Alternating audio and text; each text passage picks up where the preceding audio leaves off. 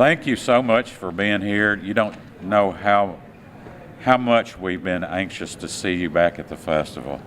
It's been 3 years, and it's just so gratifying for you to come to have waited for us to come back. We've certainly been waiting for y'all to get back. So thank you for being here. I'm Jim Davis. I'm the director of the Louisiana Center for the Book and the Louisiana Book Festival. And on behalf of all of the people who work at the State Library, thank you so much for your support, your continued support. I want to especially thank Lieutenant Governor Billy Nungesser for being with us.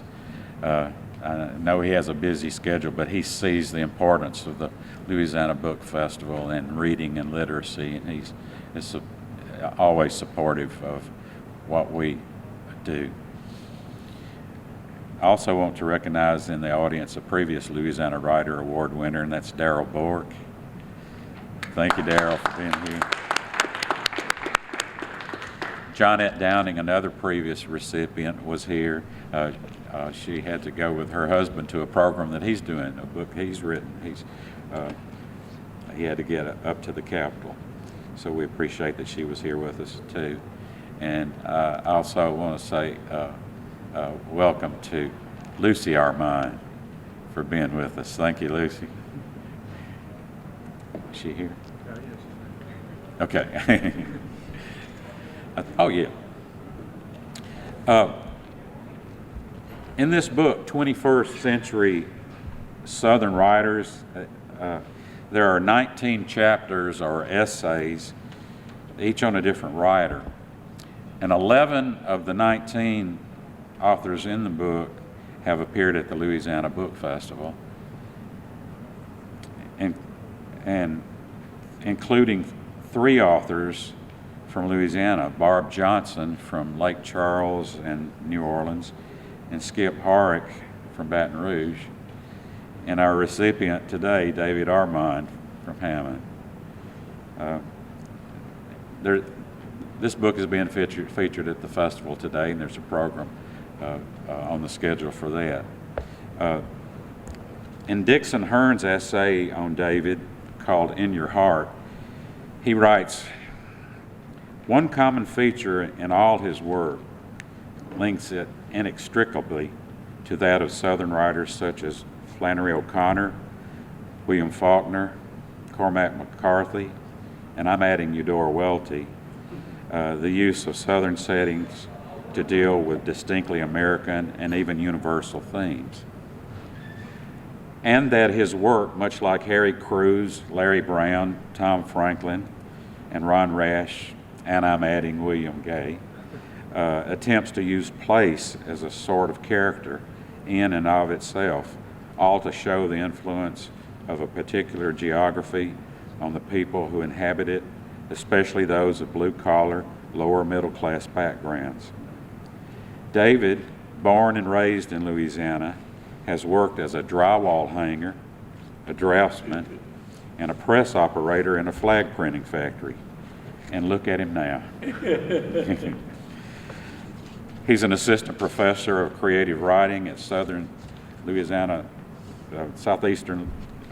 Louisiana University, and David is the 23rd recipient of the Louisiana Writer Award in recognition of his outstanding contributions to Louisiana's literary and intellectual life, exemplified by his body of work.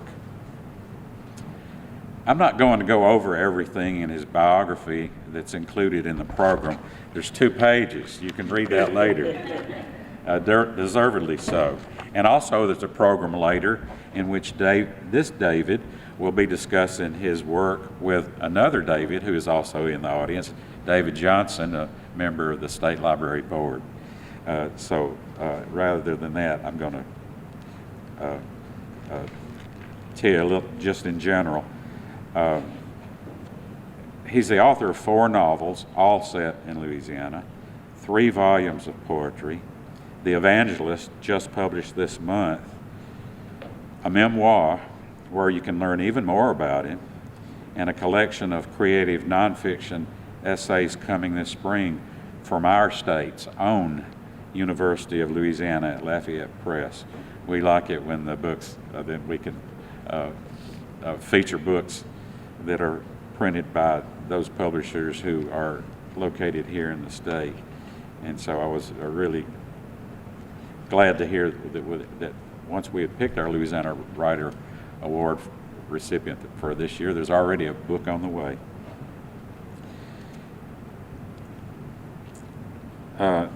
In the program, you can read the praise and recognition David has received for his work there. But I want to share this in the voice of Jack Bedell, 2017-19 Louisiana Poet Laureate, upon learning David would be receiving this award today. He said, "Whether I'm speaking from my own perspective as a former teacher, his friend, his faculty colleague, a fellow husband and father, or another South Louisiana author, I am here to tell you David Armand is a treasure. Both in his writing and in his life, David is driven by honesty and hope. His memoirs, poems, and works of fiction lean heavily into these two themes, but they never blink in the face of hard times, nor do they shy away from the work it takes to persevere through those trials on the way to salvation. It's rare to find a writer or a human being capable of being an honest example of that struggle. David Armand is that writer and that person, and I'm very proud we are celebrating him for his accomplishments and for the person he is." And back to Dixon's essay. Like all literature that aspires to transcend its genre and its place, Armand uses this distinct southern setting of southeast Louisiana to wrestle with the universal theme of one's constant and hopeful search for human connection. The closing line of his poem, Mischief, expresses that idea succinctly. Until someone stops them, says, "Come here, son, I love you." That hope, or something quite like it, sustains us all.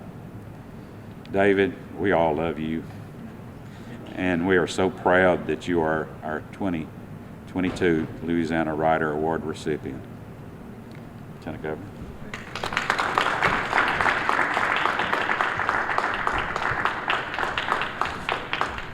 Thank you, Jim, and thank you for being here. Jim, I want to thank you and your team. You never get enough credit for putting on this great event every year and getting so many great writers to come out and share their books with us. I wanted to mention, when I leave here, I'll be going to speak to the conference at the Marriott of Louisianans that are blind. And I remember when I first took office, because of budget cuts, programs for the blind, the programs that are downloaded through the library system will cut at the budget. And so we moved tourism money to fund those valuable programs.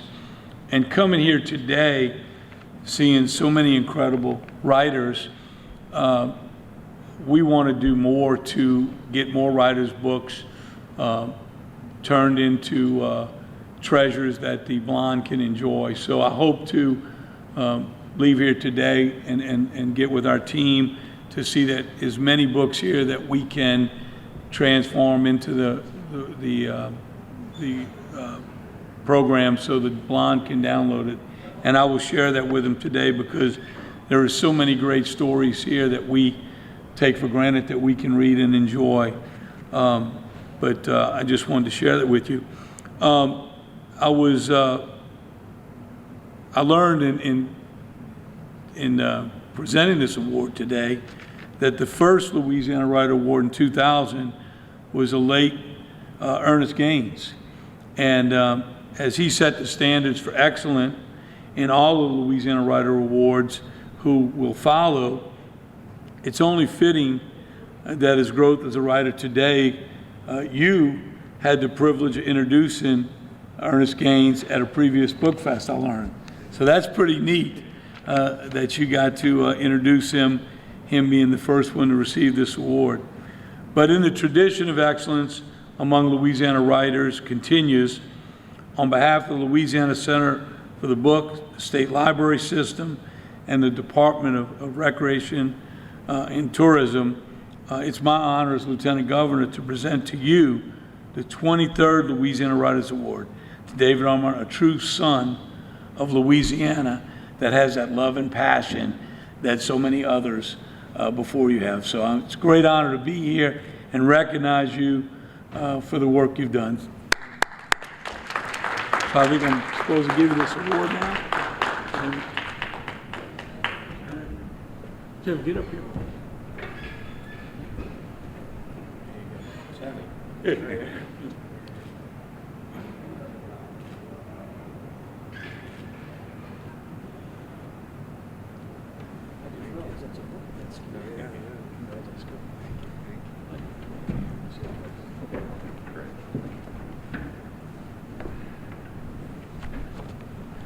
Good morning. Good morning. So originally I was expecting that there was going to be a deluge outside while I was doing this. So I had like kind of written that into my speech, but now there's no rain. So thank you all for being here. Thank you for being here to help me and all of us to celebrate the written word and our shared love of books and their unique magic and their indescribable significance. Thank you, Lieutenant Governor Nungesser, for your tireless work in promoting our state's rich and beautiful culture. And thank you, Robbie Wilson, who I don't see, but I know Robbie's busy. And all the folks at the State Library of Louisiana and the Louisiana Center for the Book, especially Jim Davis, who has been so incredibly supportive and kind to me over the years. And Jim, I'll never forget, for as long as I live, the day that you called me a couple of months ago now to tell me that I was the recipient of this award. We had a long conversation, I remember, and I wasn't even sure why you'd called it first, but after telling me about some of the festival's feature this year and how thrilled you were for it to be returning in person after 2 very long years, you started to mention how you'd be needing someone to interview the Louisiana Writer Award recipient. And I remember you said, we'll need a good interviewer, and we'll need someone who really knows our honoree well and who can do a good job. So at that point, I was fully expecting for you to ask me to interview the winner, which I would have happily done. And I would have been honored to do it. But then you said, we'll need somebody really good this time because the person that's being interviewed is you. And you said, David, you're the winner of the 2022 Louisiana Writer Award. And so I sat down, actually I more like collapsed down I was in my bedroom on my cell phone, and so there's this little wooden chest in front of my bed, and I just kind of collapsed onto that. And then I said, the only thing I could think of that could come out of my mouth, and I somehow still remember saying it, I said, come on, Jim. I thought he was playing a prank on me. And he said, no, David, you're our winner this year. And after that, I just sat there probably, to me it seemed about like 5 minutes, but I cried. and poor Jim had to repeat himself a few times I was like, so say this again, I'm the winner of the award this year. And so he patiently repeated himself for me and kind of got choked up with me a little bit. And so it was a good phone call to get. And so thank you again for just being patient as I processed the news over the phone. I just can't imagine a better call to receive and not a better person to receive a call like that from. And I also want to thank you, Jim, for always including me here in the festival year after year. Even from when my first book came out, which was in 2010, so this is the 12th year that I've been here in various roles. Even the times when I didn't have a book or when the pandemic forced everything to go online, you still managed to find a place for me, whether it was moderating panels or introducing other writers. Last year I moderated a panel with Cheryl St. Germain, who is another winner of this award. And then Maurice Ardoin, who wrote a really, really good memoir that I always plug when I can. It's about growing up in a motel that his parents operated in southwestern Louisiana, and he actually lived in the motel, and he had about 9 siblings, I think. It's a really great book. And Jim, thank you again for inviting me to give a virtual poetry reading during the pandemic as the Just Listen to Yourself series that the library puts on. And each year the Poet Laureate hosts this. And I may be mistaken, but I'm sure that was Daryl's brainchild. Wasn't it originally the Just Listen to Yourself event? Yeah.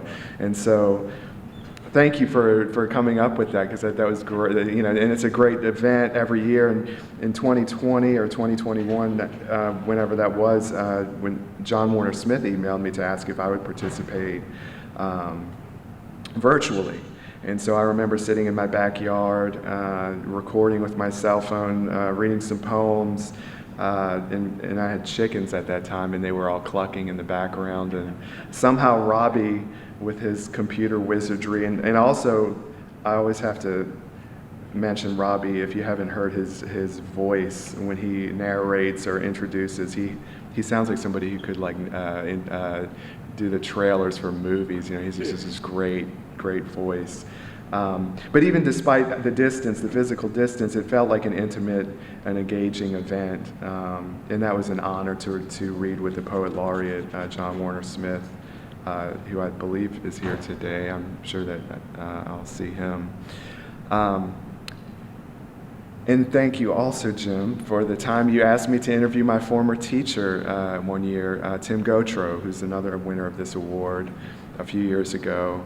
And I'll always be indebted to Dr. Gautreaux. In fact, I owe this award in a lot of ways to him and to his skill as a teacher. He was one of the first people who told me that it was okay to write about where I lived. I grew up in Folsom. It's a village. It's one red light. They have two red lights now. When I was a kid, there was one. He told me, stories don't have to take place in New York to be good, or they don't have to take place in Los Angeles to be good. And he said, look at people like Faulkner. Look at people like, well, he didn't say William Gay, but eventually by discovering Faulkner, I discovered William Gay, and I discovered Tom Franklin, and saw they were writing about Mississippi, and a lot of people were reading them. And at some point in my career, I had gotten to visit this Faulkner exhibit, and there's a huge following of Faulkner in Japan, of all places. But what that told me was that his work speaks to everybody. It doesn't matter that he was writing about this little bitty old town in Oxford, Mississippi. And so Tim taught me that you could take the particulars of your life and make them universal as long as you were being honest. But as a teacher, he could also be pretty tough on me. But some students that can scare away, but others use that as motivation to be better writers, and that's the way I looked at it. And so I still, to this day, remember, I turned in stories to him and gotten some sort of harsh criticisms, but it thickened my skin, but it also made me want to write a better story. My goal was always to write a story that Tim Gautreaux is going to like. And so I remember right before I graduated, I turned in a story about a girl who wears a back brace because she has scoliosis. And one day this kid who she's friends with, a young man, comes over to her house, and she takes the back brace off, and she says, do you want to look at it? And it sounds creepy, and it kind of is creepy, but so she takes it off and sets it down, and when she goes to the bathroom, the boy puts the back brace on and tries it on to kind of get the feel of how it feels. And so it obviously an homage in a way to Flannery O'Connor's Bible salesman stealing the wooden leg and running away down the cornfield. But it was the first story that I wrote that earned Tim's unconditional, or almost unconditional approval, because he still had some things to say about it. But what I didn't tell him, though, was that actually happened to me. I knew a girl in junior high who had scoliosis, and she lived right down the road from me. She and I had grown up since kindergarten, and then one day she just stopped coming to school, and I didn't really know why. And she wouldn't care that I'm telling you all this because I wrote about it, and I'll kind of explain that a little in a minute. But Anyway, I didn't try on her back brace, but I remember seeing it and being kind of interested in it and looking at it and touching it. It was like made out of this like rubbery kind of plastic, and it was brown, and it was just, it's like it's something you don't really see all the time. But my point in saying all that is that I took Tim Gautreau's advice and I wrote what I knew. That was something that happened to me, and I knew about it, and so I wrote about it. And it made the writing feel authentic, I guess, because and I remember, I still have this email, and I almost printed it out to read from it, but I just remember the way he wrote it. He said, "This is the best thing you've written so far." And it was great because that was the last thing that I had it was going to turn into him, so that was good. And then he said, he's like, "You do this well, you do this well, you can fix this part." He's like, "But it's that back brace." And that's how he ended the email. He said, "It's the back brace." And that was the end. He didn't say, "All best, Dr. Gautreau," nothing. It was just like, "It's the back brace." And but it told, I know he's really into like mechanics and machinery and like things like that. But I think what he probably sensed in this story was that sense of realism. And it was because I was writing about something that actually happened or that I was familiar with. Later, that story became a part of my novel, Harlow, my second novel. And my friend, her name's Sarah, she read that novel and called me up. Well, it was actually weird because her dad was reading the novel, and she said he was sitting on the couch. He's like, "Sarah, come downstairs. Your back brace is in David's novel." And so like she said, you've immortalized that thing. And she said, because I was so ashamed of that when I was in school. That's why she stopped coming. She was homeschooled for a couple of years until she had to stop wearing it.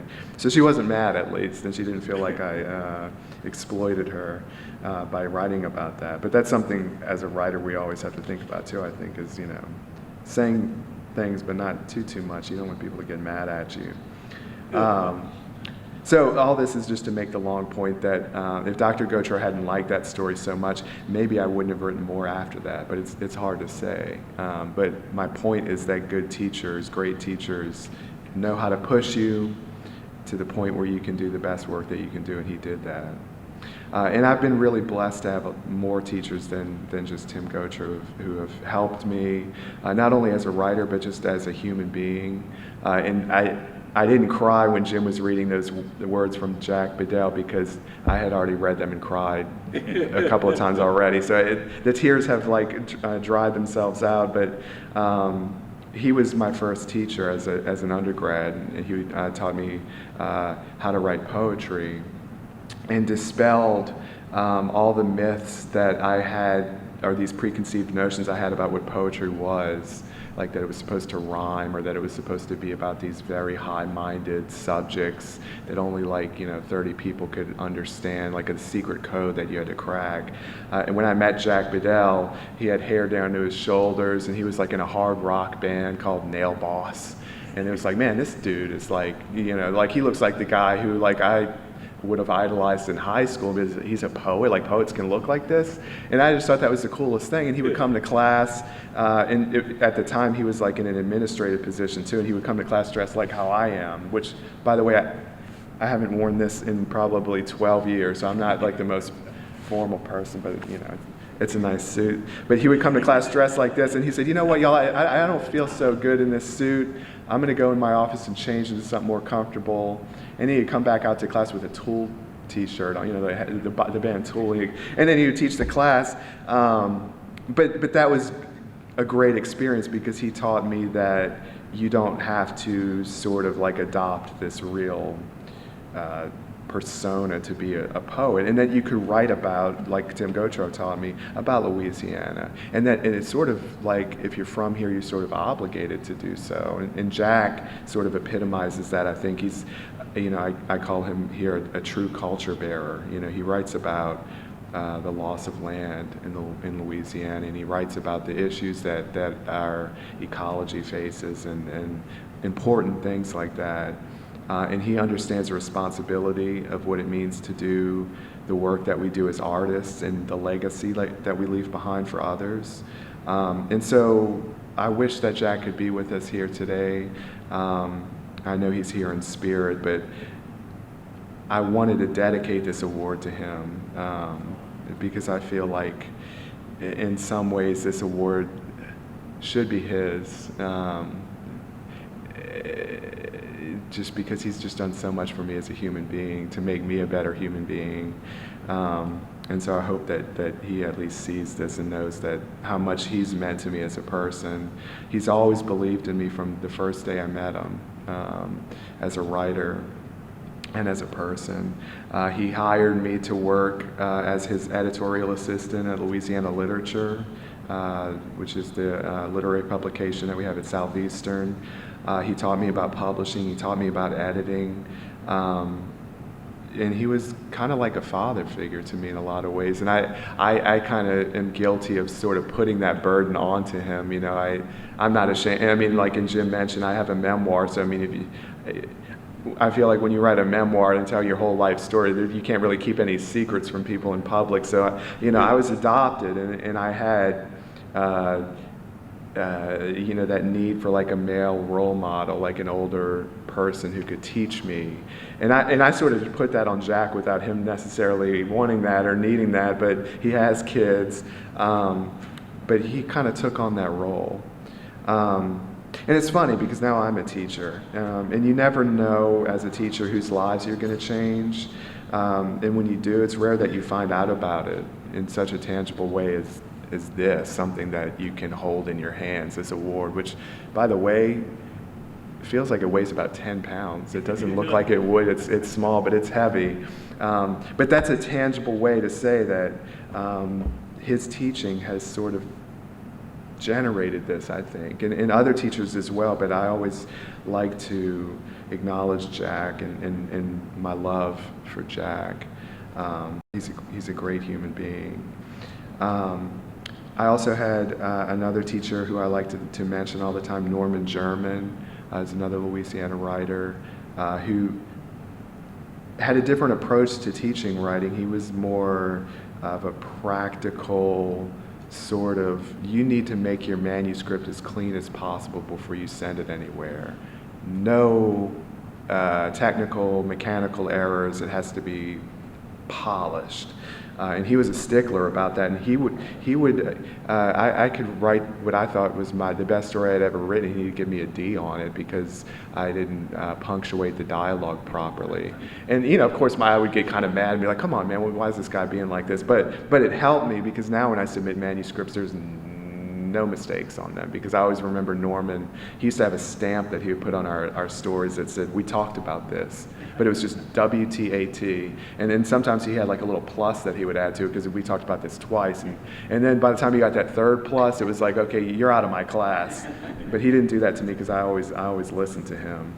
But all of those teachers challenged me and inspired me. They cared about me over the years, all through my times of self-doubt, my times of fear of failure, personal struggle. And when I was first starting out as a teacher, I was so broke, I remember, that Jack offered to pay for my faculty hang tag that semester because I couldn't afford it, and he never asked for the money back. And it was $40, but that's how bad off I was. I'd just gotten out of grad school, you know, I had a bunch of student loans, and Jack paid for that, and I didn't ask him to do that. He just said, I got you, bro, and he paid for it. And Norman, he would take me to lunch sometimes with his wife, who's an artist, Regine Clark, and they live in Lake Charles now, I think. And I still remember very fondly having lunch with them. And so at the end of the day, I think this honor really is about all of the people who have helped me along the way, teachers, family, friends. And so really this award is just as much for them as it is for me. And if you're sitting here this morning, you know who you are. You know, I have a lot of support and a lot of friends and family. I'm very lucky. And finally, I want to thank you, Jim, just one more time. And I know this is a Jim fest of thanks, but you've just done so much for me. I couldn't help just remember all these things and think about them. But for the year that you allowed me to introduce the late Ernest J. Gaines, and I stress the word allowed because I felt like it could have been anybody who had that honor, but you allowed me to do it. And he was the inaugural winner of this award, as Lieutenant Governor Nungesser said. And recently, just yesterday, I saw that his image has been added to a postage stamp, which is so cool. And it's such a beautiful tribute. And he was such a Louisiana writer in every sense. He moved away for a little while. He went to Stanford, just like old Jay over there. And he came back and he said, "I'll never leave this place again." He wrote 2 stories that took place in San Francisco, and that was all. He said, "I'll never write another story that doesn't take place in Louisiana." I think he called it that Louisiana thing that drives me. But I remember another phone call that I had gotten from Jim, and he said, "You know, I want you to be a part of the festival. You didn't have a book come out this year, but I'd like you to still participate, and we need people to introduce some of our writers." So go ahead, look at the website, look at the roster, and see if there's anybody that you might like to introduce.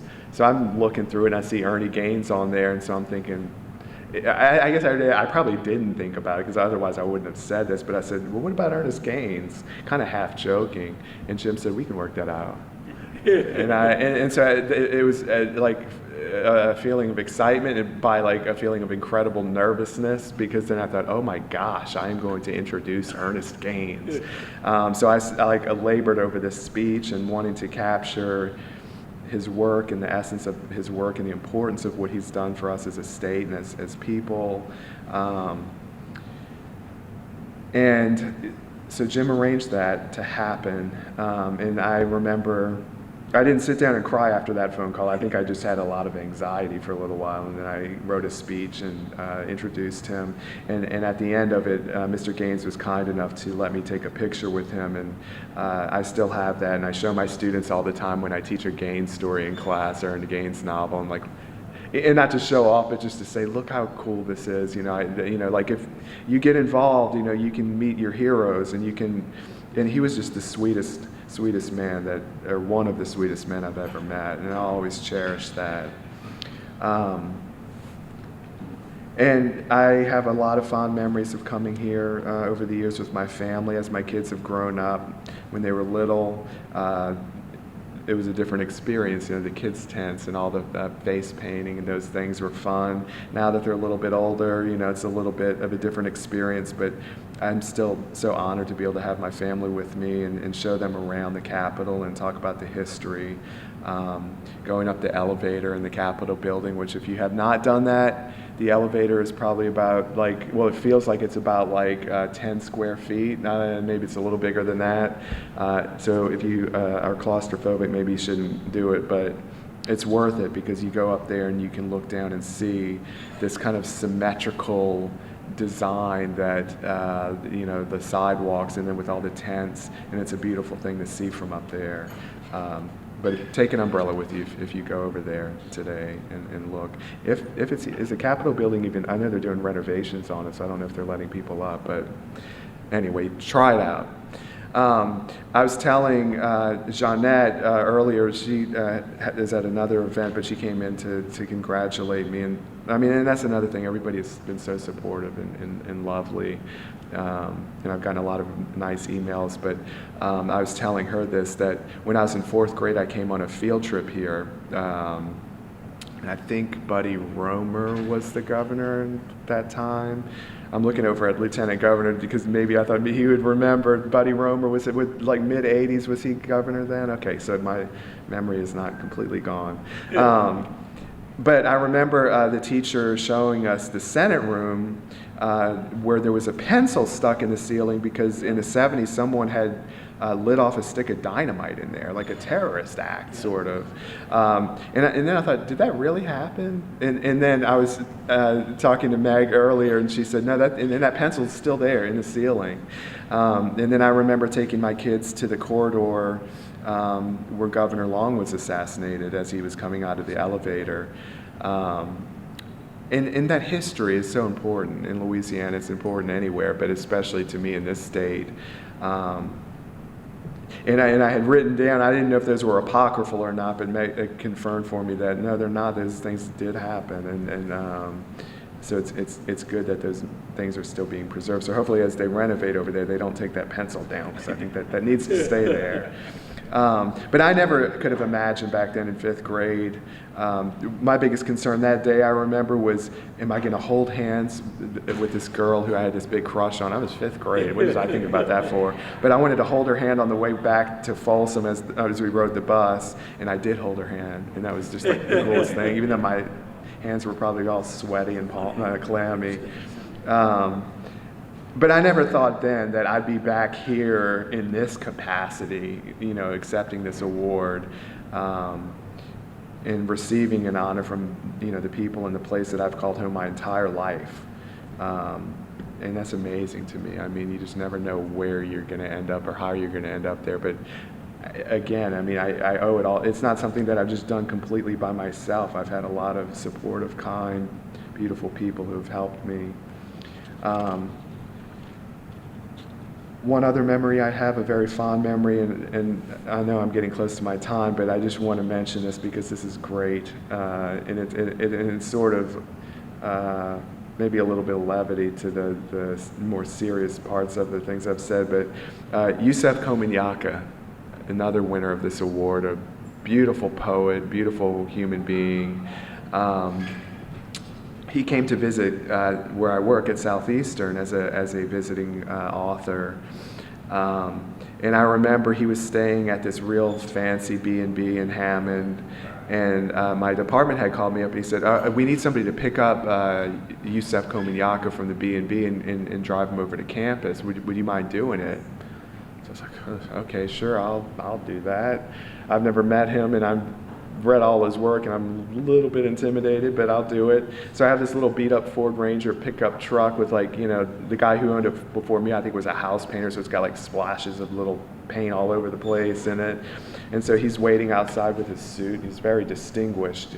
And I said, I hope you don't mind. I mean, he was probably expecting like a limo or something to pick him up. And he said, not at all, not at all. This is perfect. This is great. And he speaks very, very he has this great voice, great. And so he sits in my little beat-up truck, and I drive him to campus. And it reminded me of the scene in Scent of a Woman, if you've ever seen that, when Al Pacino is walking across the street, and the boy tries to take his arm, and he pulls away, and he's like, I take your arm. Yusef Komunyakaa didn't do that to me, but he took my arm as we were walking through this throng of students waiting to meet him. I mean, there were like 1,200 students waiting to hear him read, and I could tell he was a little bit unnerved, even though he's Yusef Komunyakaa. So I mean, that never leaves you. I think that those nerves never leave you. But he read about being in Vietnam and growing up in Bogalusa during Jim Crow, and it was a great reading. He cried while he was reading. Somebody in the audience asked him what his thoughts were about race relations in the South, which is a very prickly topic. And his response was, I'm a poet. And so my only response to that is to read you a poem. And so he read a poem I'll never forget. It was called The Steel Plate. And it was about a man who had come back from the war, who had a steel plate in his head. And he would just spend his evenings drinking muscadine wine. And one day the cops came and just dragged him out of his house. And as Yusef Komunyakaa was reading that poem, he was crying the whole time. And I think everybody else in the audience was crying, myself included.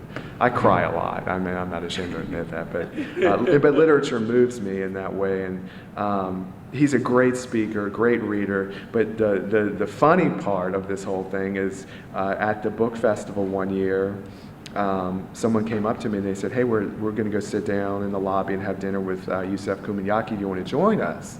I had my wife and my kids with me, and I said, sure, yeah, that'd be great. We'll go have dinner with Yusef Komunyakaa. And so we get our food, and he pulls out his cell phone, and he says, I hope you don't mind. I can't do his voice. He has such a great voice. But he says, I hope you don't mind, but I need to take a picture of my food to send it to my wife. And I just thought, that's like the last person on earth I would imagine, like, taking a selfie with his whatever he had ordered. But I thought that was so cool, and that was another thing that made me realize, like, writers are real people just like everybody else. We take selfies. We do, the laundry, we wash the dishes and all those things, just like everybody else. And that was a cool experience. And he's also someone who's received this award before me, and I'm still just in awe that my name is among all these other names of writers I've admired and read over the years.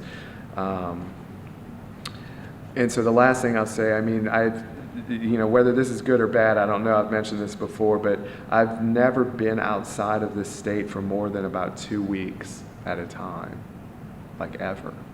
And again, I don't know if that's good or bad to limit my experiences that much, but when I do go away, I always feel drawn back to it, like it's like a magnet pulling me back. It's almost like when I'm at work all day and I know my family's waiting for me to come home, and it's the same sort of feeling. It's like home. This is home. Like it's in my blood, Louisiana. And last week I went to a Louisiana Wildfowl Carvers and Collectors Guild, that's a mouthful, meeting, because my grandfather was the president of that organization, and he was like a master decoy carvesman, I don't know if that's the right word, but carver. And he actually, and I would like to go try to find if this is still there, I Googled him, and he had sold some of these decoys because they're prized things, their artwork, and one of them, and it may have Dave Treen, was in the later 80s, bought one of my grandfather's decoys for $2,000 and displayed it outside the governor's mansion. Do you? Yeah, so Edward Alba is my grandfather, and so he's someone else. I didn't actually write him into this speech, but I'll mention him now because he was, what's that? I know the story. My dad was Tree's chief of staff. Yeah, So I know the decoy. Yeah, oh my gosh, if that is still there. The Tree never spent money on anything. Yeah, I would love to see if that's, I don't know where that could possibly be now, but I know his son, so I'll try to see. Yeah, that would be amazing. Yeah, and the only reason I mentioned it, I hadn't even written that or planned to mention it, but I just happened to go to that event last week and met people who remembered my grandfather. Yeah, and the whole time I was there, I was crying again because I kept seeing all these pictures, and then all these people were saying, "Oh, your grandfather was so sweet." Yeah, and it's like he was the sweetest man. But what it also made me realize is like this is just in my blood, like that he was like a Louisiana, and he was featured in these books that UL Press. Well, I'm pointing at Jay, but UL Press, the one who's publishing my next book. They have a couple of books that actually show some of his decoys in them, and I was only able to salvage one of them after Katrina. It's a little miniature one. But yeah, so I'm deeply enmeshed and married to this state, and will never ever leave it, I promise. And so just thanks again, Jim, for all these memories and making me remember all these things that I had kind of forgotten about. And I also want to thank the people who have also supported me. Devin Lord, she's my editor at UL Press, who's putting out my memoir next spring, and then J. Bruce Fuller, who's my editor at Texas Review Press. And then the late Paul Ruffin, who was his predecessor, who was the first person who took a chance on my work, and he sort of made that phone call that kind of changed my life, changed the whole course of my life. And then I have to thank David Johnson for reading all of my books, and I almost felt guilty because he's agreed to do the interview after this, which, by the way, has been moved to the 5th floor of the State Library. If anybody's interested in going to that, it was supposed to be in a tent. Looks like it's not raining, but just to be sure, so I think we're going to be up on the 5th floor of the State Library for the interview. But David asked me to send my books to him, and I don't know if he realized how many books, and I'm not saying this to like brag about, but I don't know if he realized how many books I had. He said, yeah, I've been receiving like about 3 books a day for the past week, and I thought, man, I'm sorry. Don't feel like you have to read them all, but so he's got a big old stack of Armand books in his bookshelf, unless you just got sick of looking at them and donated them to someplace. I don't know. But I appreciate you reading them and reading interviews that I've given to have a good conversation, which I'm looking forward to doing. And I always have to say this because the greatest memory I've had of first meeting was you and Michael Sartisky had taken me to Parasols, and you ordered, or I ordered a roast beef po' boy and a Barks root beer, which is like, that's what you got to order when you go to Parasols. And we had lunch together, and that was a great day because Michael agreed to publish an excerpt of one of my novels in Louisiana Cultural Vistas, which is now 64 parishes, which was another sort of landmark, I guess, in my career that kind of helped me move along. I want to thank Dixon Hearn for always being supportive and for writing that beautiful analysis of my work that Jim read from earlier. I want to thank my family, my friends, all my colleagues at work, and also to my students. My students teach me new stuff every day, and I tell them I have the best job in the world because I can learn more. They keep me young, and I never want to be that person who just stops learning. And teaching is the greatest way that you can continue to learn. All the readers, writers, librarians, booksellers, all I ask is that you please don't ever stop what you're doing. And my promise is that I won't stop what I'm doing either. So that's my promise to you. So thank you all very much for being here and listening to me. It's such an honor. And now I believe it is real because my name is on that thing and I can see it. And so, it's real. So thank y'all so much. And go enjoy the rest. And it looks like the rain might not hit us, so this will be good.